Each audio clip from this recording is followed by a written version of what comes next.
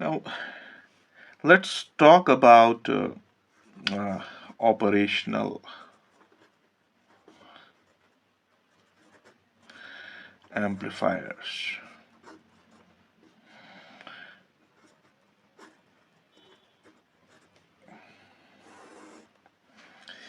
And uh, operational amplifiers, they have advantage over the conventional amplifiers, like that of the amplifiers that we have in terms of BJTs, and and these operational amplifiers, in short form, we call them op amps. And and if I have to draw the symbol of an operational amplifier, it has two inputs and it has one output, and it has a biasing battery. This is plus V, and this is minus V. Uh, this is V1, say, and this is positive, and this is V2, and this is negative. And here we have output.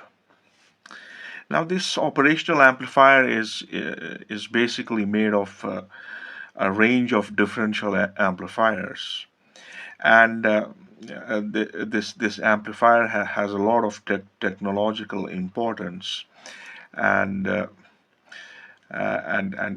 it's cost effective. It has many advantages over the conventional amplifiers that we have been talking about. Now, in this video, I'll be just talking about give an idea about the symbol and the various terms that we use in case of an operational amplifier. Now, this is the symbol of an operational amplifier, and it has two inputs, say V1 and V2, and it has supply voltages as plus V and minus V, and then we have an output voltage from this operational amplifier. Now this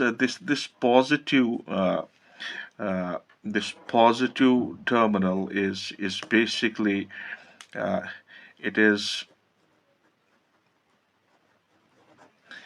it is non-inverting.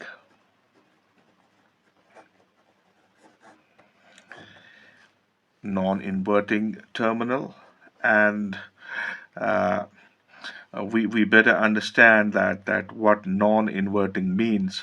Suppose V2 is grounded, and suppose we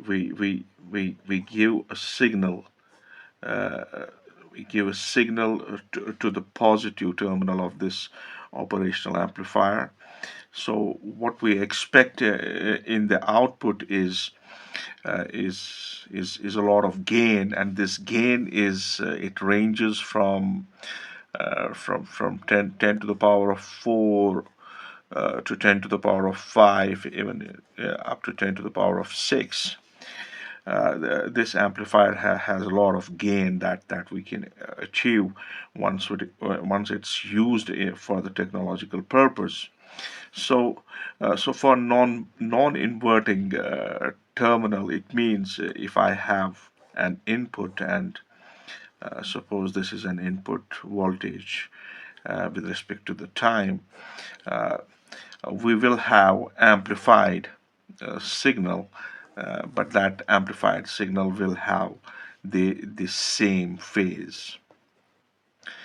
So so if the signal is subjected to the positive terminal of this operational amplifier, the amplitude of the signal will enhance, but at the same time, there will be no shift in the phase of the signal that has been used in this process. And And then talking about this negative terminal, in case of this negative terminal, we call it inverting terminal. So this number two is uh, inverting terminal,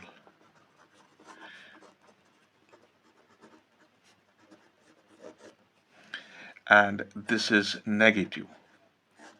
And and and if we go back to the operational amplifier, so it was like this, and we have negative and positive terminal, and we have an output, and we have the biasing voltage.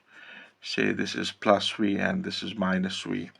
Now in this case, if we ground the positive terminal, and we supply the signal to the negative terminal, in this case, the output that we will obtain, it will be out of phase with respect to the input signal. In addition to the increase in to the exponential increase in the amplitude of the signal. So we can demonstrate it like this. If we have a signal, uh, a voltage time signal, uh, at the output we will have an amplified signal, but this signal will be out of phase with respect to the input signal. So this will be your input signal, and this input signal is subjected to the negative terminal of the operational amplifier. And what it does is it amplifies the signal, but at the same time the output signal is out of phase. Signal is out of phase by 180 degree. So uh, this is the very symbol of an operational amplifier, uh, uh, where we have used the nomenclature positive, negative. So it has two terminals, and it has biasing voltages, and it has a single output for the time being that we have been talking about it. Okay, so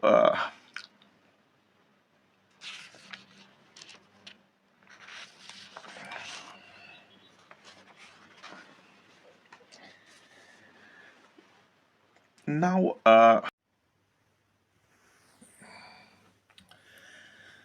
So now let us proceed with the with single-ended mode of an operational amplifier. Now, single-ended would refer here. Suppose we suppose I take this V1 as positive, and V2 as negative terminal.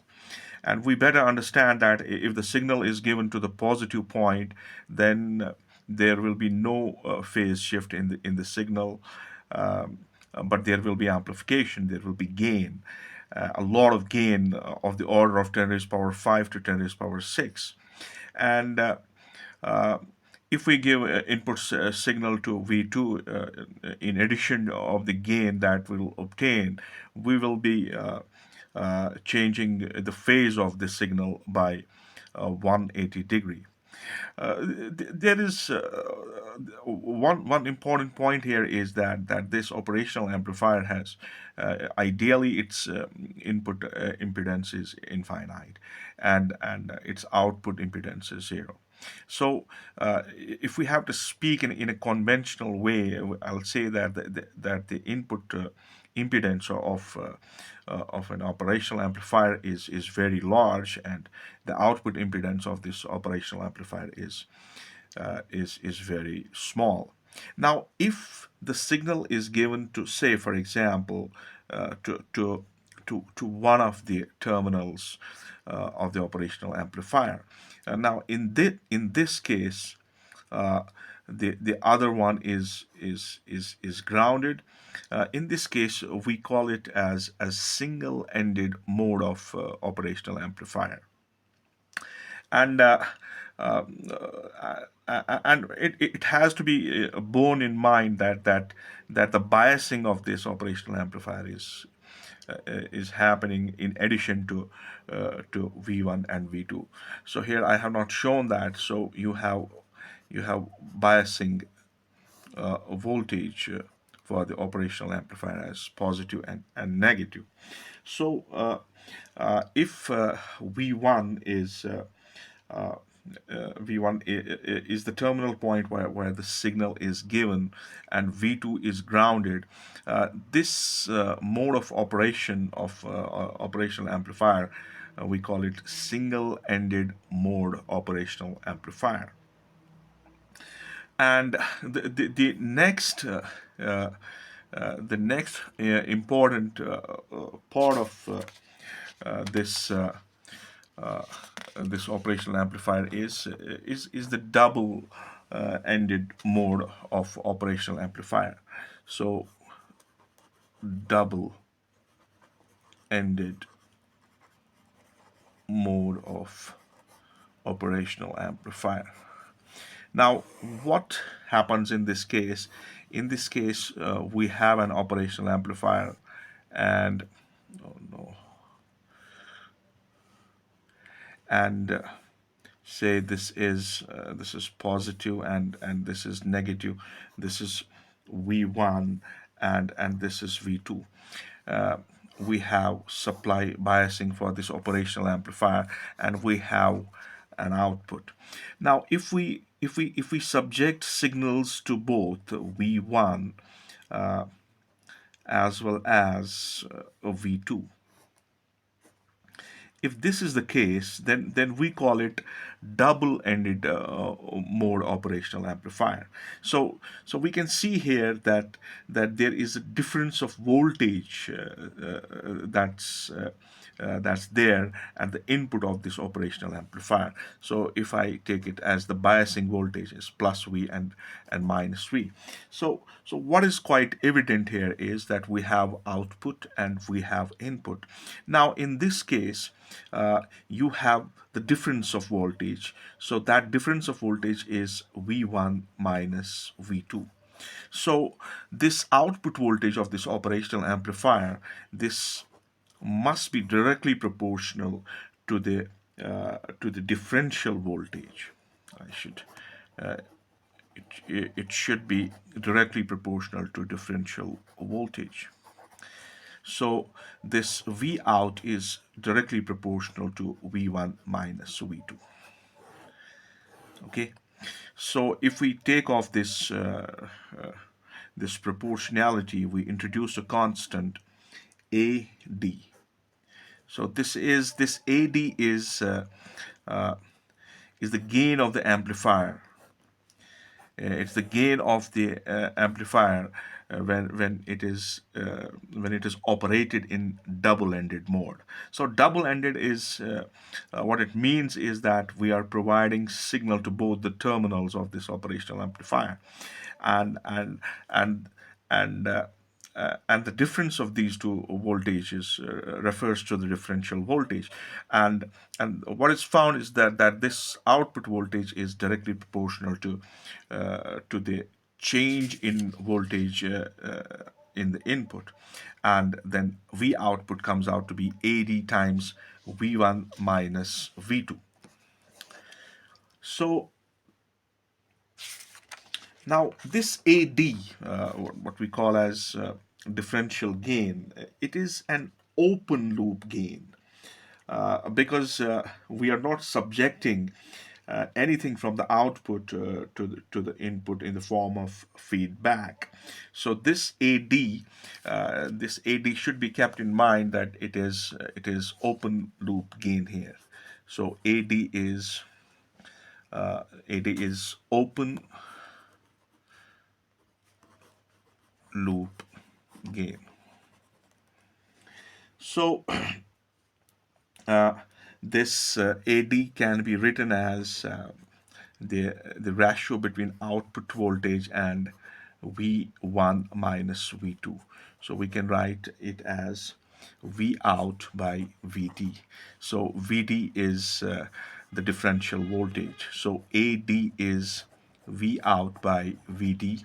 This implies that that we can write V out in short form as ADVD. Let's give it some number. Now, if if we we subject an operational amplifier with the same signal at the two terminals, okay, so we are subjecting it to the same signal, and we call it common mode signal. We call it common mode signal, and it has an output V out, and I'm not showing those biasing voltages. That's already understood that there are the biasing voltages that are supplied to bias the uh, whole operational amplifier, in addition of the signals that we are subjecting to this operational amplifier. Now, in this case, again, if I have this is my V1 and this is my V2, and if I have to write it in mathematical way, I'll say that this V out is AD times V1 minus V2. But since we have the common mode, so this V1 must be equal to V2. And if that's the case, then the output voltage that we should obtain from this operational amplifier should be zero. But talking practically, we find some output voltage. We find some output voltage in the operational amplifier, and that voltage that's basically the result of noise. That voltage that we obtain, that voltage is that we obtain, we call that as common mode signal. Call that as common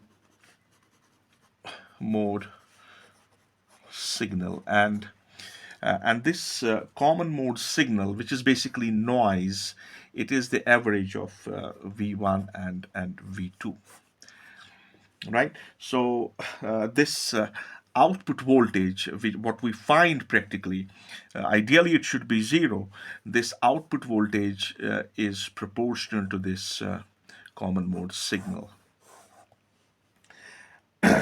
And if it is proportional, so we can have V out is equal to AC VC, and this AC is common mode gain. AC is common mode gain. And this gain, we understand that this gain, I have already talked about it. So we can have an overall situation here where we can talk about the total output of the operational amplifier. So total output of operational amplifier. So if I call that V total, that must be ADVD plus ACVC. But for an ideal operational amplifier, for ideal operational amplifier, this ACVC should be equal to zero. So this should be the case. Okay. Now talking about since we have measured the output voltage in terms of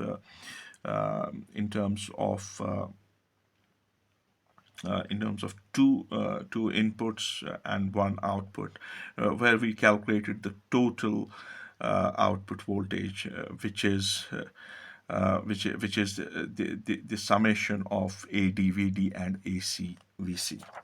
Now, to proceed from here, uh, is CM RR. And now, what is the CMRR? This is called as common mode rejection ratio. Now, what is this common mode rejection ratio (CMRR)? It is the ability of the operational amplifier to reject the common mode signal. I mean, the common mode signal is basically a result. There is a result of noise that we have demonstrated in the previous page, and this common mode signal can be measured in terms of CMRR, common mode rejection ratio. And what this CMRR is, it is basically the ability, or we can say the capacity of an operational amplifier to reject the common mode signals. And this CM RR is mathematically written as the ratio between AD and AC, where we better understand that AD is the gain of the operational amplifier in presence of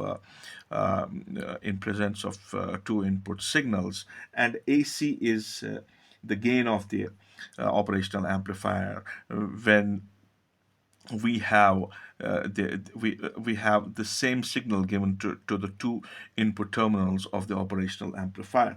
Now, for ideal operational amplifier, this what is called as AC, it is zero. So for an ideal operational amplifier, this CMRR must be AD by zero. That means its value should be infinite. Its value should be immeasurable. It should be very large. So this CMRR can also be measured in terms of decibels. We can measure it in terms of decibels, right? And in that case, this CMRR in terms of decibels,